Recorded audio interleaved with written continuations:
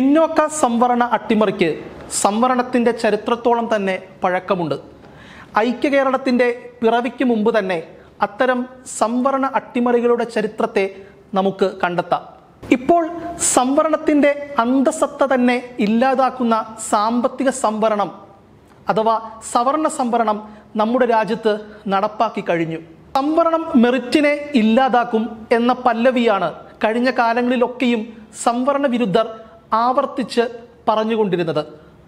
സംവരണ വിരുദ്ധ പ്രക്ഷോഭമായ മണ്ഡൽ വിരുദ്ധ പ്രക്ഷോഭത്തിൻ്റെയും മുദ്രാവാക്യം ഇതുതന്നെയായിരുന്നു. സാമ്പത്തിക സംവരണം നടപ്പായതോടെ പിന്നാക്ക സംവരണം രാജ്യത്തിൻ്റെ മെറിറ്റ് തകർക്കും എന്ന സംവരണ വിരുദ്ധരുടെ ആക്ഷേപം എവിടെ പോയി എന്ന ചോദ്യം ഉയർന്നു വന്നിരിക്കുന്നു. മെറിറ്റുവാദത്തിൻ്റെ പൊള്ളത്തരം തുറന്നു കാണിക്കുന്നതിൻ്റെയും സാമൂഹ്യ നീതി അട്ടിമറിച്ച് നടപ്പാക്കിയ സവർണ സംവരണത്തിൻ്റെ നീതികേടിനെയും തുറന്നു കാട്ടുന്ന സംഭവങ്ങളാണ് കഴിഞ്ഞ ദിവസങ്ങളിൽ കേരളത്തിലെ ഉന്നത വിദ്യാഭ്യാസ മേഖലയിൽ സംഭവിച്ചുകൊണ്ടിരിക്കുന്നത്. TKM എഞ്ചിനീയറിംഗ് കോളേജിൽ റാങ്കിൽ മുന്നിലുള്ള ന്യൂനപക്ഷ സമുദായത്തിൽപ്പെട്ടവരെ മറികടന്നാണ് 66,078 റാങ്കുകാരന് EVS വിഭാഗത്തിൽ അലോട്ട്മെന്റ് ലഭിച്ചത്. ആകെ 67,505 പേരാണ് റാങ്ക് പട്ടികയിലുള്ളത് എന്നത് കൂടി ചേർത്ത് വായിച്ചാൽ സാമ്പത്തിക സംവരണത്തിൻ്റെ പ്രത്യാഘാതത്തിൻ്റെ ആഴം മനസ്സിലാകും. ന്യൂനപക്ഷ പദവിയുള്ള കോളേജുകളിൽ EVS സംവരണം പാടില്ല എന്ന നിയമം നിലനിൽക്കെ TKM എഞ്ചിനീയറിംഗ് കോളേജിൽ നടത്തപ്പെട്ട സംവരണ അട്ടിമറി കേരളത്തിൽ നടക്കുന്ന സംവരണ അട്ടിമറികളുടെ സമീപകാല ഉദാഹരണം മാത്രമാണ്.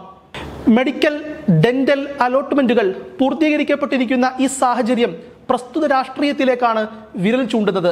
രേഖകൾ പ്രകാരം സ്റ്റേറ്റ് മെറിറ്റിലെ 697 റാങ്കുകാരന് വരെ സർക്കാർ മെഡിക്കൽ കോളേജിൽ പ്രവേശനം ലഭിച്ചിട്ടുണ്ട്.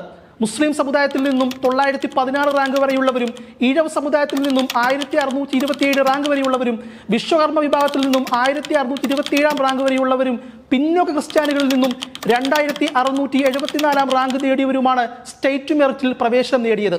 ഇവിടെയാണ് പ്രധാനപ്പെട്ട വസ്തുത മനസ്സിലാക്കേണ്ടത്. മുന്നോക്ക സംവരണ വിഭാഗത്തിൽപ്പെട്ട 2842 റാങ്കുകാരനും ഇവിടെ സ്റ്റേറ്റ് മെറിറ്റിൽ പ്രവേശനം നേടിയിരിക്കുന്നു. ഈ ഒരു പോയിന്റിലാണ് തങ്ങൾ ഒരു കാലത്ത് പേർത്തും പറഞ്ഞുകൊണ്ടിരുന്ന പിന്നോക്ക സംവരണം രാജ്യത്തിൻ്റെ മെറിറ്റിനെ ഇല്ലാതെയാക്കും എന്ന സ്ഥിരം പല്ലവി സംവരണ വിരോധികളെ തിരിഞ്ഞു കൊത്തുന്നത്. സംവരണ ആനുകൂല്യത്തിൽ വിദ്യാഭ്യാസം പൂർത്തീകരിക്കുകയും ജോലിയിൽ പ്രവേശിക്കുകയും ചെയ്തവർ പണിയുന്ന കെട്ടിടത്തെക്കുറിച്ചും ചികിത്സിക്കുന്ന രോഗികളെക്കുറിച്ചും ആകുലതപ്പെട്ടവരുടെ ആകുലതകൾക്ക് ഇപ്പോൾ എന്താണ് സംഭവിച്ചത്? സംവരണത്തെ ദാരിദ്ര്യവുമായി കൂട്ടിയിണക്കുന്നത് ആത്യന്തികമായി സംവരണം ഇല്ലാതാക്കുവാനാണ്. സംവരണം എന്നത് ഒരു ദാരിദ്ര്യ നിർമ്മാർജ്ജന പദ്ധതിയല്ല. പ്രാതിനിധ്യം ഉറപ്പാക്കി സാമൂഹിക നീതി സ്ഥാപിക്കുക എന്നതാണ് സംവരണത്തിൻ്റെ ലക്ഷ്യം. അതൊരു ജനാധിപത്യ ബോധത്തിൻ്റെ ഭാഗമായി ഉയർന്നു വരേണ്ട ആവശ്യമാണ്. ആശയമാണ്. സംവരണം ഭരണഘടന വിഭാവനം ചെയ്യുന്ന തുല്യതാ സങ്കല്പത്തിന് തുരങ്കം വെക്കുന്ന പദ്ധതിയല്ല. സാമൂഹിക സമത്വം അനുഭവിക്കുന്ന സമൂഹത്തിൽ മാത്രമാണ് തുല്യതയുടെ ഭരണഘടനാ തത്വം പ്രായോഗികവൽക്കരിക്കേണ്ടത് എന്ന് ഇന്ദിരാ സായിനി കേസിൽ സുപ്രീം കോടതി നിരീക്ഷിക്കുന്നുണ്ട്. സാമൂഹിക പ്രാതിനിധ്യം ജനാധിപത്യത്തിൻ്റെ മറുപേരാണ്. സംവരണം ഇല്ലാതെ സാമൂഹിക പ്രാതിനിധ്യം ഇന്നത്തെ ഇന്ത്യൻ അവസ്ഥയിൽ പൂർണ്ണമാവുകയില്ല. സാമൂഹിക പ്രാതിനിധ്യമാണ് എൻ്റെ ദേശീയത എന്ന സഹോദരൻ അയ്യപ്പൻ്റെ വാക്കുകൾ ഇവിടെ ഓർത്തു പോവുകയാണ്.